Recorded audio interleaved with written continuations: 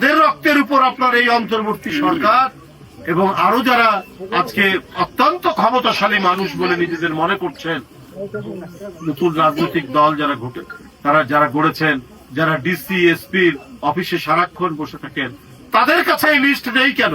কেন আরমান মোল্লার ছেলে আজকে এতিমখানায় থাকবে? আজকে তো তাদেরকে সব দিক থেকে সরকার এবং রাষ্ট্রের দায়িত্ব ছিল এই পরিবারটির পাশে দাঁড়ানো, এবং এই পরিবারের সন্তান সে মানুষ না হওয়া পর্যন্ত তার ভরণ পোষণ এবং তাদের পড়াশোনার খরচ এটা তো সম্পূর্ণ সরকার এবং রাষ্ট্রের দায়িত্ব।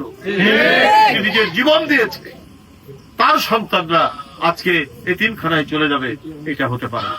বন্ধুরা, এই সংবাদটি শুনেই আমাদের নেতা, গণমানুষের নেতা তারেক রহমান আমাদের পাঠিয়েছেন।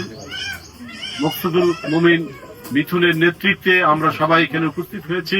তিনি বলেছেন যে এই পরিবারে তাদের লেখাপড়ার দায়িত্ব তিনি নিজেই এটা বহন করবেন এবং তাদেরকে আর এতিমখানায় থেকে পড়াশোনা করতে হবে না, তারা তাদের বাসায় থেকেই তারা পড়াশোনা করতে পারবে।